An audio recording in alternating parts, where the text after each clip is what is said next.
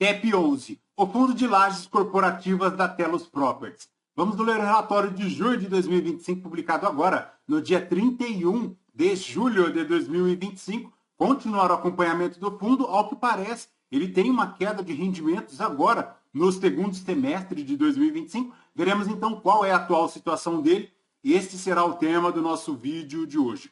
O fundo tem uma cota patrimonial de R$ 97,38, 411 milhões é o valor patrimonial, 29 mil cotistas, 38 mil metros quadrados de ABL, zerado em relação à sua vacância física, 1,65% de vacância financeira, 0% de aluguel em atraso, 5,9% é o prazo médio dos contratos aqui em relação aos seus anos. Ele que iniciou as suas atividades lá em 2019 e na data que eu gravo aqui com vocês, ele cota na B3 a R$ 79,30, um P sobre VP de 0,82, uma variação positiva nos últimos 12 meses de 1,74.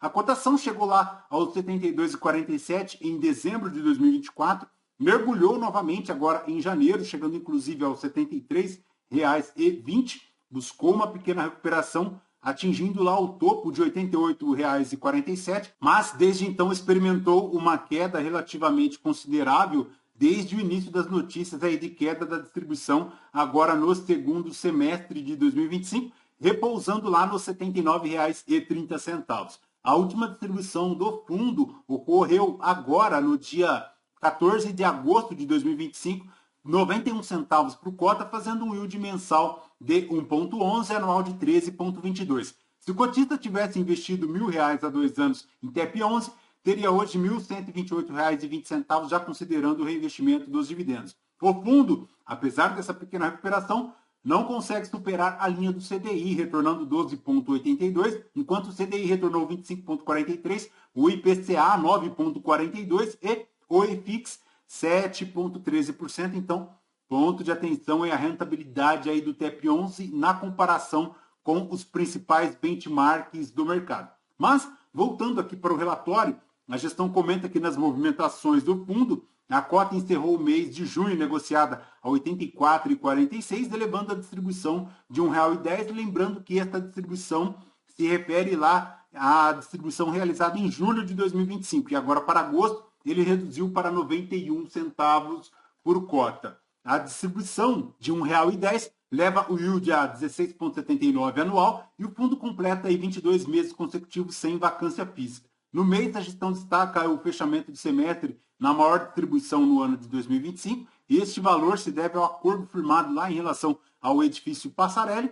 Para o segundo semestre de 2025, a distribuição já incorpora os efeitos da venda lá do edifício Torre Sul, que foi concretizada conforme o fato relevante divulgado, além das premissas operacionais atualmente vigentes. Em junho, foi concluída a mudança de administrador do fundo para o BTG Pactual e a distribuição de títulos e valores mobiliários, assim como o encerramento aí do contrato com o antigo formador de mercado. Em substituição, está prevista aí para julho a contratação do próprio BTG como novo formador de mercado aqui do fundo. Em relação ao edifício Passarelli, ele segue lá a iniciação da recertificação LEED. Em relação ao Torre Sul, a implementação do sistema de acesso facial das catracas está prevista para ser concluída agora no final de agosto, e também houve a regulamentação aí do heliponto para aprovação da CTLU, estando aí agora em fase de alvará com a Contru. O edifício Fujitsu, durante o mês, foram executadas diversas melhorias no edifício, incluindo pinturas de gradil externo, construção de copa para funcionários, reforma da área de administração e troca de forro dos elevadores e revitalização do painel verde com atualização de irrigação e estrutura. Já no Faria Lima 1355, o sistema de ar-condicionado lá do lobby já foi finalizado, bem como a reforma da área externa. Neste momento, segundo a gestão, o fundo está em conversas com diversos escritórios de arquitetura para avaliar possíveis projetos de expansão da área comum do imóvel. Para o edifício GPA, segue lá o reforço na questão estrutural do prédio por parte do inquilino, com acompanhamento periódico aqui da consultoria técnica contratada pelo TEP11. Na distribuição de R$ 1,10, como comentamos, um yield de 16,79, 135% do CDI líquido, dando 1,3 aí na projeção de yield mensal, na distribuição de R$ 1,10, e Lembrando, tá, pessoal, que agora, no segundo semestre de 2025, o guidance decresce bastante, lá entre 72 e 76 centavos. Então, extrema atenção aí, porque vem queda na distribuição. Ela que agora em agosto já caiu para 91 centavos, e é bem provável que esta queda fará com que a cota no mercado secundário também sofra, como já iniciou, inclusive nesta última semana, uma forte queda.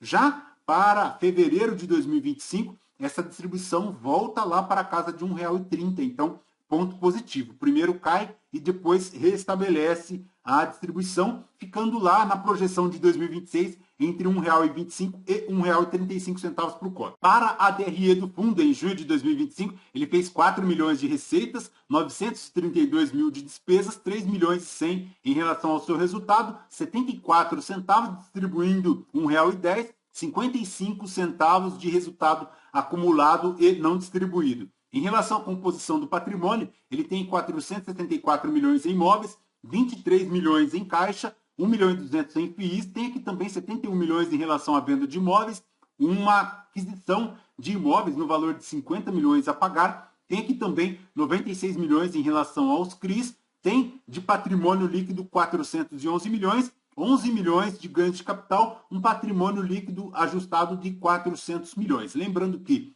em relação às vendas, ele tem aqui a receber 59 milhões e em relação às compras, ele tem a aquisição do Faria Lima 1355 de 10 milhões, a aquisição do GPA por 29 milhões e meio e a segunda parcela da aquisição aqui do Faria Lima 1355 de 10 milhões e 700, esta vencendo lá em 2026, chegando então a um patrimônio líquido de 400 milhões, um ganho de capital negativo de 11,2.